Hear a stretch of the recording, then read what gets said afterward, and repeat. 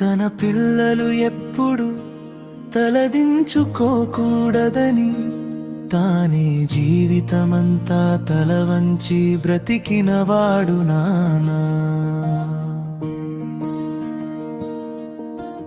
పిల్లల భవిష్యత్తు కోసం తన కలల్ని నిశ్శబ్దంగా పాతిపెట్టుకున్న మనిషి నానా.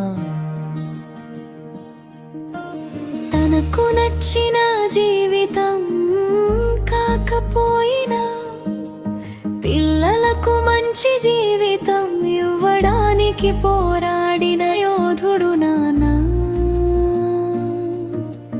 పిల్లలు నవ్వితే చాలు అనుకుని తన బాధలను నవ్వు వెనుక దాచుకున్న హృదయం నాన్నది.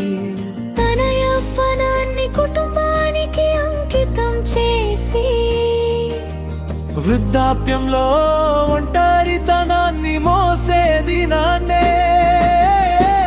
తన చేతులు అలసిపోతాయి కానీ పిల్లల కోసం చేసే శ్రమ మాత్రం అలసిపోదు.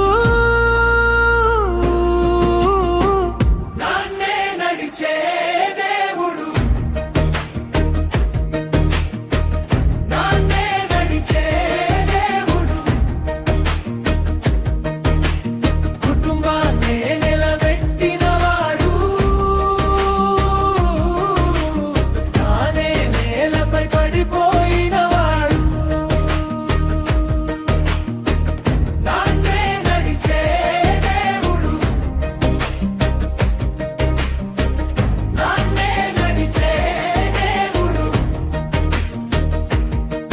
తన పిల్లలు ఎగరాలని కోరుకుని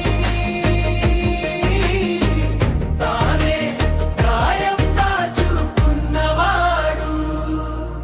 తన కడుపు ఖాళీగా ఉన్న పిల్లల ప్లేట్ ఖాళీగా ఉండకూడదని చూసే ప్రేమ నాన్నది. పిల్లల భవిష్యత్తు వెలిగించడానికి తన జీవితాన్నే కవ్వొత్తిలా కరిగించుకున్నవాడు నా.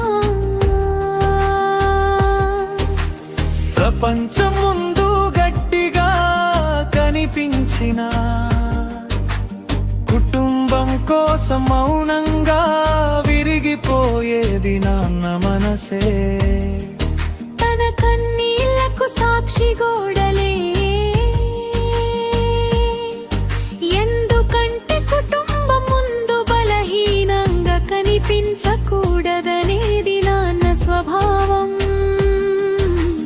పిల్లల విజయాల్లో అందరూ భాగమవుతారు కానీ ఆ విజయానికి తన జీవితాన్ని పణంగా పెట్టింది మాత్రం నాన్నే.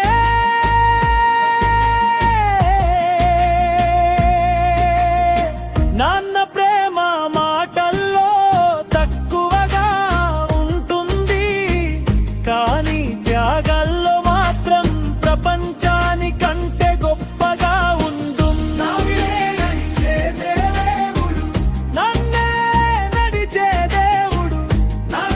నడిచే దేవుడు, కుటుంబాన్ని నిలబెట్టినవాడు, తానే నేలపై పడిపోయినవాడు.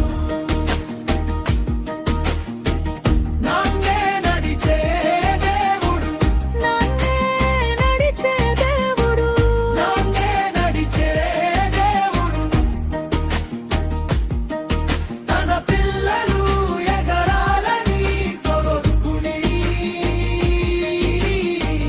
తానే గాయం దాచుకున్నవాడు.